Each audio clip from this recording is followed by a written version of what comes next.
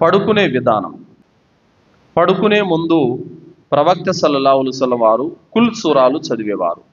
కులౌదు బిరబ్బిల్ ఫలక్, కులౌదు బిరబ్బిన్ నాస్, కుల్ హువల్లాహు అహద్, ఈ దువాలు చదివేవారు.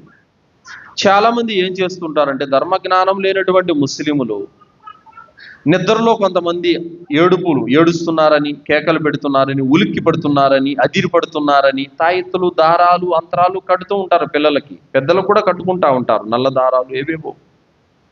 కానీ ప్రవక్త సల్లల్లాహు అలైహి వసల్లం వారు నేర్పించినటువంటి ఈ మార్గం ఏదైతే ఉందో, కుల్ సూరాలు చదవటం అనేది, ఆయతుల్ కుర్సీ చదువుకోవటం అనేది, జిక్రు చేస్తూ పడుకోవటం అనేది ఏదైతే ఉందో, ఇది అన్నిటికంటే అతి ఉత్తమమైనటువంటి మార్గం. ఇలా చేయడం వల్ల అల్లాహ్ తరపు నుండి ఒక రక్షణ ఏర్పాటుగా ఒక దైవదూతను అల్లాహ్ తాలా నియమిస్తాడు.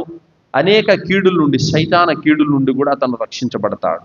మరియు పడుకునే ముందు అల్లాహుమ్మ బిస్మిక అమూతు వాహ్యా, మేము అల్లాహ్ పేరుతోనే మరణిస్తాము, అల్లాహ్ పేరుతోనే తిరిగి లేస్తాము అన్నటువంటి ఈ దువా అర్థం. మరి పడుకునే ముందు చాలామంది సర్వసాధారణంగా అల్లాహ్ పేరు కూడా స్మరించడు, చిన్న దువా కూడా చదవరు.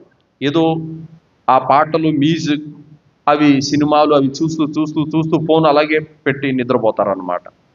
అలా కాకుండా పడుకునే ముందు దువాలు చదువుకొని నిద్రపోతే గనక అల్లాహ్ తరపు నుండి అతనికి రక్షణ లభిస్తుంది. అల్హమ్దులిల్లా. ప్రవక్త సల్లల్లాహు అలైహి వసల్లం వారు పడుకునే ముందు ఆయతుల్ కుర్సీ చదివేవారు. ప్రవక్త సల్లల్లాహు అలైహి వసల్లం పడుకునే ముందు కుడివైపునకు తిరిగి పడుకునేవారు.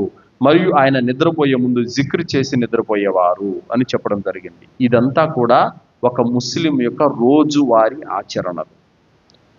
ఇమాం నవవి రహ్మతుల్లాహి గారు తెలియజేశారు, నిద్రకు ముందు అజ్కార్ చదవటం మోమిన్కు రాత్రంతా రక్షణ కల్పించబడినట్టే.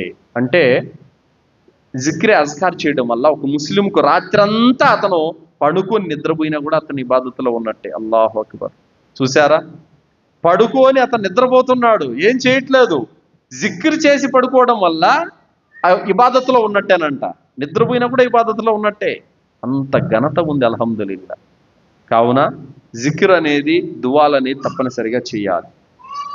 అలాగే ఉజూ చేసుకొని పడుకోవటం వల్ల కూడా అతనికి చాలా మనశ్శాంతి ఉంటుంది ఆ నిద్రలో. ఇలా చేయడం వల్ల లాభాలేంటి? రాత్రంతా అతను శైతాను కీడు నుండి రక్షించబడతాడు, కాపలాగా దైవదూత ఉంటాడు. చెడు కళలు, పీడ కళలు తగ్గుతాయి. మనసుకు ప్రశాంతత, సుఖవంతమైనటువంటి నిద్ర వస్తుంది. నిద్ర కూడా ఇబాదతుగా మారుతుంది. ఇబ్రాహీం అన్-నఖీ రహ్మతుల్లాహి గారు తెలియజేశారు, నిద్రను కూడా ఆఖిరత్తుకు సిద్ధంగా మేము భావించే వాళ్ళము. అంటే నిద్ర కూడా మాకు మరణమే అని భావించి మేము పడుకునే వాళ్ళమని చెప్తున్నారు. వాస్తవమే, నిద్రలో ఎంతమంది చనిపోతూ ఉంటారు. నిద్ర కూడా మరణం లాంటిదే. కావున నిద్రపోయేటప్పుడు ఆఖిరత్తును గుర్తు చేసుకోవాల్సినటువంటి అవసరం కూడా ఉంది. కాబట్టి సోదరులారా, ఏవైతే ఇవన్నీ మనం చెప్తున్నామో రోజువారీ ఆచరణలు. పొద్దున్నే నిద్ర లేస్తానే ఏం చేయాలి? నిద్ర లేచేటప్పుడు కూడా అల్హమ్దులిల్లాహిల్లదీ అహ్యానా బఅదమ అమాతన వ ఇలైహి నుషూర్. అంటే ఒక ముస్లిము మంచం మీద నుంచి నిద్ర లేచేటప్పుడే లేయటమే అల్లాహ్ను స్మరిస్తూ లేస్తాడు. అల్హమ్దులిల్లా. మరి నిద్ర లేస్తానే అల్లాహ్ను గుర్తుంచుకునేవాడు అల్లాహ్ మాత్రం ఇతను మర్చిపోతాడా? మర్చిపోడు. అల్హమ్దులిల్లా. సో ఆ రోజంతా కూడా అతనికి చాలా లాభదాయకంగా, ఖైర్గా మారుతుంది. అల్హమ్దులిల్లా. కాబట్టి సోదరులారా, ఇవన్నీ కూడా ఒక ముస్లిం యొక్క రోజువారీ ఆచరణలు.